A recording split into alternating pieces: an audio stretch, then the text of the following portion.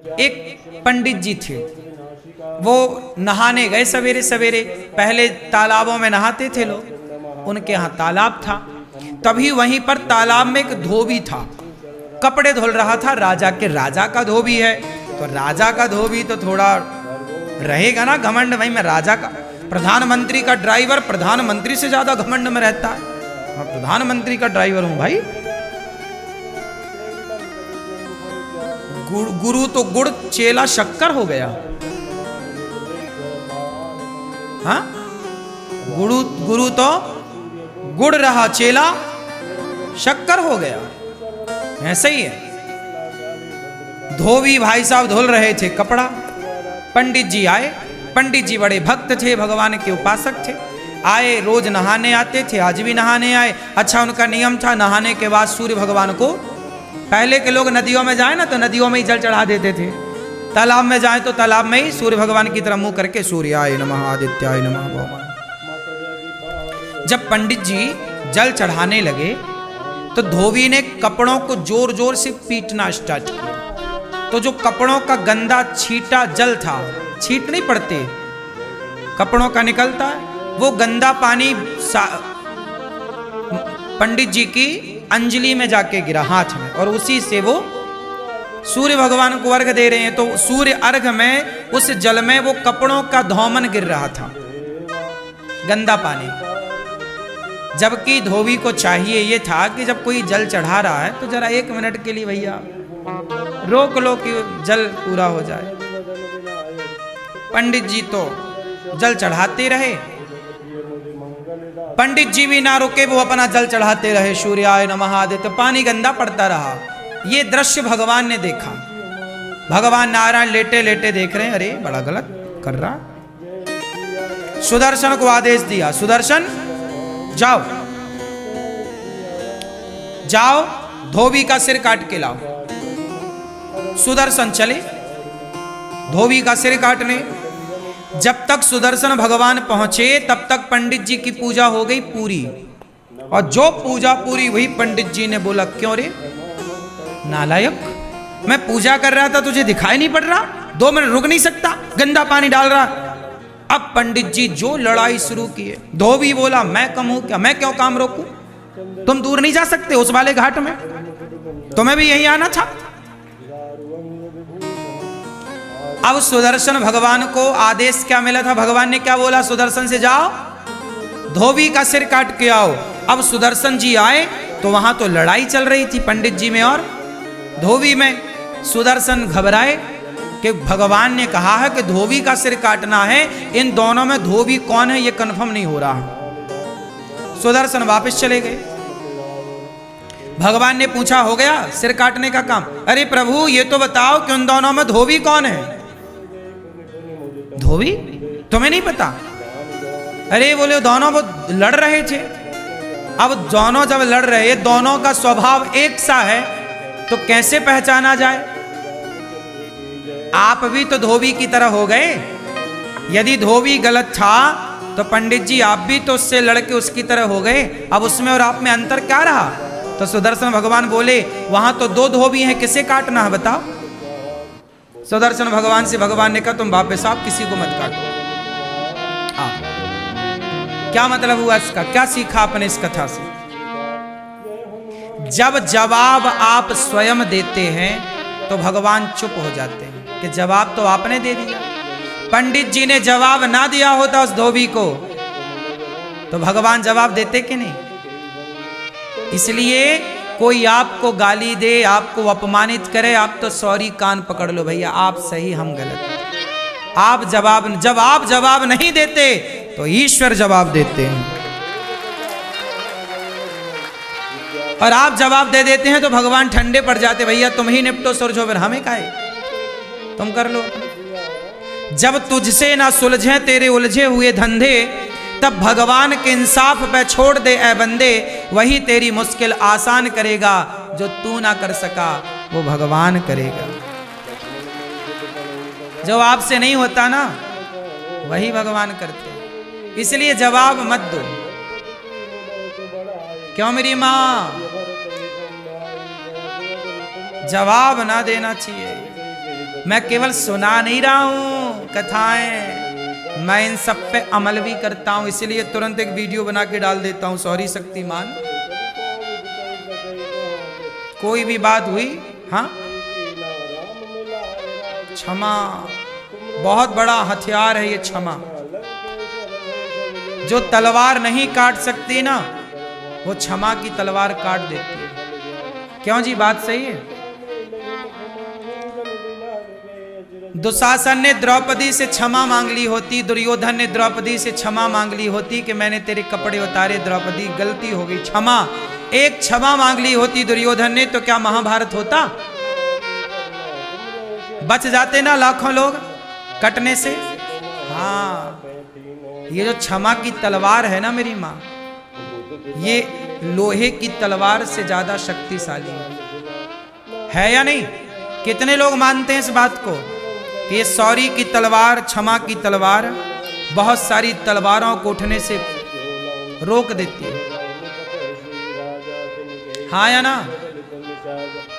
समझ लेना मेरी माँ। इसलिए झगड़ा होगा ही नहीं यदि आप मेरी बात मानो तो। कोई झगड़ा नहीं, छुट्टी। तो पति को रोज एक सॉरी बोलो, पत्नी को रोज एक सॉरी बोलो, और सास को 2 बोल दिया करो, बड़ी है ना। पिताजी को 1 बोलो, ससुर को 1 बोलो, पति को 1 बोलो, पत्नी को 1, पर सास को, और सासू मैया आप भी बहू को 3 सॉरी बोला करो। एक इसलिए कि तेरे बाप ने तेरी जैसे पैदा कर दी, सॉरी। एक मेरे बेटे का मैंने तेरे से ब्याह कर दिया, सॉरी। और एक तू मेरे ऊपर चढ़ाई कर रही, इसके लिए सॉरी। हाँ। तो सास बहू को कितनी सॉरी बोले? 3। अब सॉरी नहीं बोलो मैया तो फिर लड़ो बहू से, फोड़वाओ सिर अपना। वो तो जवान है, बलवान, एक मारेगी तुम्हारे दांत टूट जाएंगे 3-4।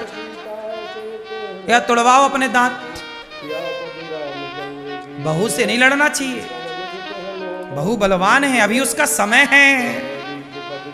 अभी बहू का क्या है? जवानी है, समय है, रुतबा है। जब ये खुद बूढ़ी होगी तब अक्कल आएगी इसे। जवानी अंधी होती है, मैंने सुना है। ये बात सही है कि गलत है? क्या होती है जवानी? क्या होती है? क्यों भैया, जवानी क्या होती है? हाँ, इसलिए अंधी जवानी में उन्हें दिखता ही नहीं कि माँ भगवान होती है, पिता भगवान होता है। काश वो आंखों की पट्टी हटती तो माता पिता में भगवान नजर आते, फिर भला कोई जवान बच्चा, बहू या बेटा अपने बूढ़े माँ बाप का सम्मान क्यों ना करता, अपमान क्यों करता? अंधा है इसलिए तो बाप में भगवान नजर नहीं आया। जवानी है ना साहब, खून गर्म है, अंधी है। इसलिए सास को कहती है बुढ़िया ज्यादा बोल मत, क्योंकि ये बहू नहीं बोल रही है, ये उसका समय बोल रहा है। लेकिन समय अर्जुन का था कि वो महाभारत जीत गए, लेकिन वही अर्जुन का जब समय बिगड़ा तो जंगल के भीलों से हार गए थे। बोलो हाँ, अर्जुन किसको हराए? महाभारत में सबको हराए। अर्जुन बड़े धनुर्धर हैं, बोलो हाँ, लेकिन वो बड़े धनुर्धर अर्जुन, महाभारत को जीतने वाले अर्जुन, जब समय बिगड़ा तो जंगल के भीलों से हारे थे कि नहीं? जब द्वारिका से भगवान कृष्ण की पत्नियों को लेकर आ रहे थे तो रास्ते में जंगल के भील मिल गए और युद्ध हुआ, हार गए, टिक ना पाए अर्जुन, भागना पड़ा, छीन ली भगवान की पत्नियों को। हाँ, अर्जुन का अभिमान मिटाने के लिए भगवान ही कोल भील बन के आए थे, ताकि घमंड में अर्जुन ना रहे। हम जीते हैं इसका मतलब हम नहीं जीते भाई, समय ने जिताया है, और हम हारे हैं तो हम नहीं हारे। आप कुछ भी नहीं हैं, आप कुछ भी नहीं हैं, समय आपको सब कुछ बनाता है। समय अच्छा है तो लोग आपके पांव धोते हैं, पांव पे गिरते हैं, और समय बिगड़ जाए तो लोग लात मारते हैं।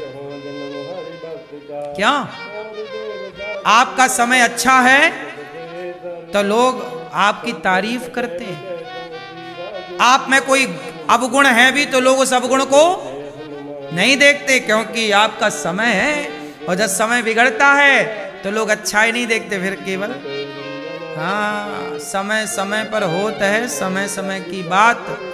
राम जन्म का दिन बड़ा, कृष्ण जन्म की रात। ये बहुओं का जो टाइम चल रहा है ना, सास पे अत्याचार कुछ बहुएं कर रही हैं, ये इनका टाइम चल रहा है। इसलिए सासू माँ रही मन चुप हो बैठिए, सासू माँ तुम चुपचाप बैठो, रही मन चुप हो बैठिए, देख दिनन के फेर। सब तो लिखा तुम्हारे ऋषि मुनियों ने। जब समय अनुकूल ना हो तो चुपचाप होके दुबक के बैठ जाओ। बहू बोलती रह, तेरा टाइम है रे बोल, तेरी आएगी तब तुझे, तब तक के लिए मैं चुप हूं। तालाब खाली होता है ना तो मछलियों को चींटियां खा जाती हैं। तालाब खाली होता है तो मछलियों को, अभी चींटियों का समय है। और समय किसका? गर्मी है, चींटियों के दिन चल रहे हैं। गर्मी में हर जगह चींटी, मछलियों को खा गई, तालाब सूखा। जब बारिश आएगी तालाब भरेगा तो चींटी महारानी कहां भागोगी, मछली पुक पुक कैसे करके खाएगी। कभी चींटियों का समय होता है तो मछलियों को खा जाती है, जब समय मछलियों का आता है तो मछलियां चींटियों को खा जाती हैं। यही प्रकृति है। समय आपका होता है, आप किसी को निगल जाते हो, जब समय उसका होता है वो आपको निगल जाता है। वही है, बड़ी मछली छोटी मछली को गप्प कर लेती है, हाँ या ना। आज बहू का समय बढ़िया चल रहा है, पति उसके कब्जे में है, तुम बूढ़ी हो गई हो। और लेकिन बूढ़ी बूढ़ी अम्मा भी कम नहीं रखती। हाँ मैं बूढ़ी हुई तो क्या हुआ, हाँ, ये भी डराए रहती है बहुओं को। हाँ कई बहुएं तो पानी मांगने लगती हैं सास के सामने। सासें भी बहुत बोलती हैं, लेकिन खाए बिना रह जाएंगी, एकादशी कर लेंगी, पर बोले बिना नहीं।